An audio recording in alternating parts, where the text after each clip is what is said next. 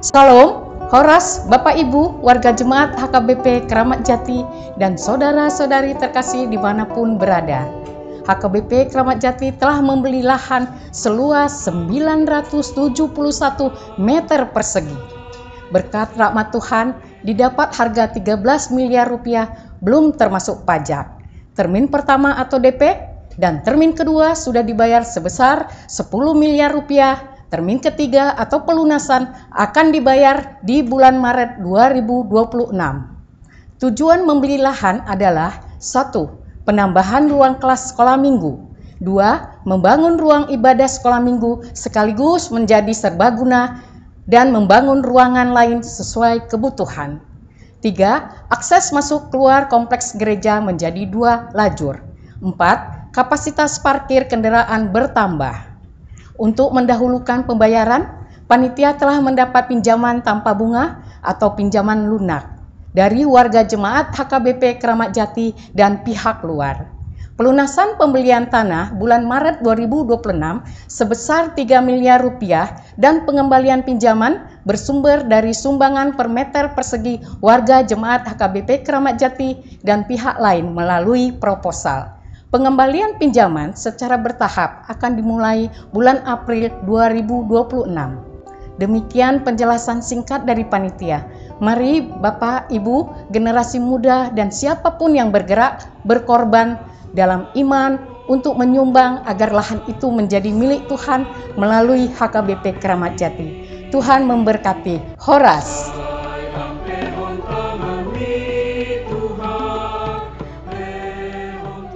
Salam bagimu yang dikasihi Tuhan.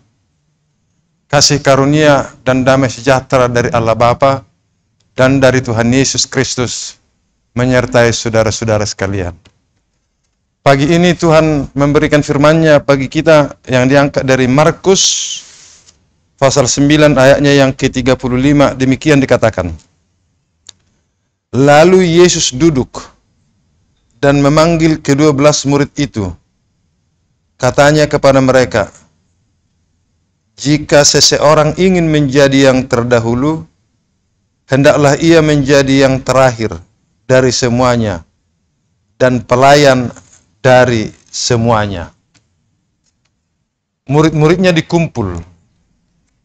Secara manusiawi, ada juga kompetisi di antara ke-12 murid ini. Siapa yang terpenting, yang terkemuka, siapa orang pertama di antara mereka yang 12 itu. Sebagaimana biasanya, kalau ada kompetisi menjadi yang terbaik, banyak usaha yang akan dilakukan. Bisa juga menunjukkan aktivitas yang lebih hebat, atau pemikiran-pemikiran yang lebih kontributif, atau cara-cara mengambil hati pimpinan. Semua dilakukan supaya dia boleh diposisikan sebagai yang terbaik atau yang terdepan. Tapi kini Yesus memberikan mereka pola hidup yang baru. Out of the box. Lain dari biasanya. Sesuatu yang di luar nalar normal. Tetapi sesuatu yang terbalik dari kebiasaan manusia. Saya akan bacakan sekali lagi agar logika terbalik ini bisa lebih kita pahami lagi. Lalu Yesus duduk dan memanggil ke-12 murid itu. Katanya kepada mereka, jika seseorang ingin menjadi yang terdahulu, hendaklah ia menjadi yang terakhir dari semuanya dan pelayan dari semuanya. Alur berpikir ini memperlihatkan sesuatu yang asing bagi logika umum, logika sosial. Ingin terkemuka, baiklah dia yang terakhir. Karena memang kalau kita perhatikan, ada dua posisi yang menjadi pusat perhatian kalau ada misalnya kumpulan. Orang yang pertama hadir atau orang yang terakhir hadir. Itu biasanya menjadi perhatian, entah sengaja atau tidak sengaja pun, tetapi biasanya orang yang pertama hadir akan diperhatikan oleh orang. Yang sama juga orang yang terakhir akan diperhatikan juga. Hanya biasanya fokus selalu kepada orang yang pertama, perhatian ke sana. Orang yang terakhir biasanya itu kurang, memang diperhatikan tapi dianggap tidak terlalu penting. Itu seolah-olah tambahan saja. Nah, tetapi sekarang Yesus mengatakan sesuatu yang terbalik. Siapa yang ingin menjadi terkemuka, hendaklah yang menjadi terakhir. Dan satu lagi, menjadi pelayan bagi semua. Di sini kuncinya, saudaraku. Pelayan bagi semua. Karena pelayan, tahukah saudara, dengan melayani orang, kita attach. Kita menyatu. Melekat dengan orang yang bersama dengan kita. Jadi sebenarnya, kalau orang melihat melayani itu pekerjaan yang rendah, sesungguhnya tidak, saudara-saudara.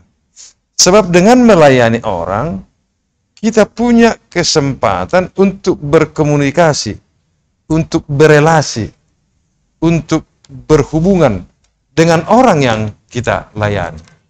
Nah, inilah kunci sebenarnya kalau kita mau menjadi orang yang terdahulu, orang yang terdepan.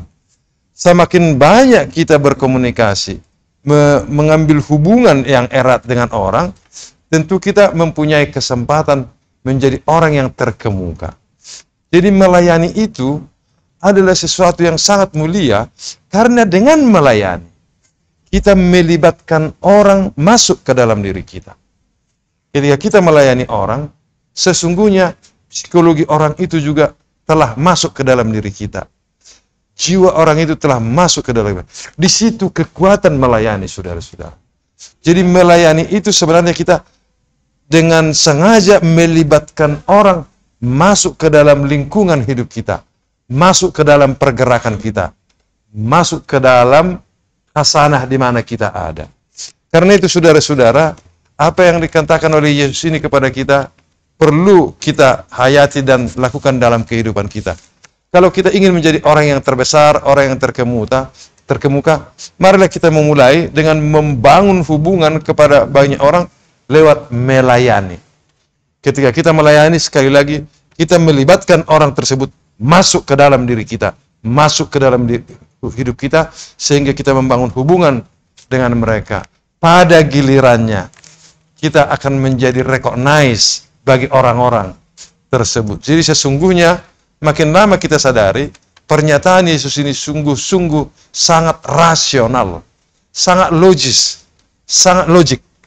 Ketika kita melayani, kita meng-attach people kepada kita, dan kita pada akhirnya menjadi terrecognize oleh mereka, sehingga kita menjadi terdepan dalam nilai kemanusiaan itu, terdepan dalam karakter kehidupan itu sendiri. Semoga hari kita hari ini semakin dikuatkan mampu melayani, memberikan yang terbaik, melayani dengan yang terbaik kepada sesama kita, supaya kita terbangun menjadi orang yang terdepan, kita terbangun menjadi orang yang terkemuka. Sebab saudaraku, itu adalah pemberian dari Tuhan. Itu adalah anugerah Tuhan Yesus. Jadi kita memperoleh gelar terkemuka, gelar terdepan itu pada akhirnya dari Yesus, ketika kita sudah memperoleh jiwa melayani kepada sesama kita. Amin. Marilah kita berdoa. Bapa kami di dalam Yesus Kristus, kami bersyukur atas firman-Mu hari ini. Ketika kami mendengar bahwa menjadi orang terakhir dan melayani adalah sesuatu yang baik untuk membangun karakter kami, membangun diri kami, supaya kami menjadi yang terkemuka di dalam kasih-Mu, terkemuka di dalam anugerah-Mu, terdahulu di dalam penyertaan-Mu, terdahulu di dalam pemberian-Mu. Ya Tuhan, Engkau telah mengajar kami untuk melayani semuanya. Kini berilah kami kekuatan melakukannya, Roh-Mu menuntun kami, memberikan kami kemampuan melakukan itu, sehingga ketika kami melakukan pelayanan itu, kami juga turut serta membangun hubungan, membangun persahabatan, membangun persaudaraan dengan setiap orang yang dimana kami boleh melayaninya. Biarlah Roh-Mu menuntun kami sepanjang hari ini, sehingga aktivitas kami sekecil apapun yang boleh kami lakukan untuk melayani, biarlah gerakan Roh-Mu menolong kami membuatnya terjadi. Dimuliakanlah nama-Mu ya Tuhan, oleh karena Yesus Kristus, Tuhan dan Juru Selamat kami. Amin.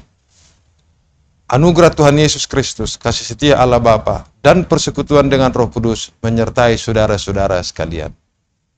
Amin. Terima kasih, semoga harimu baik, Tuhan menyertaimu, Tuhan memberkatimu sepanjang hari ini.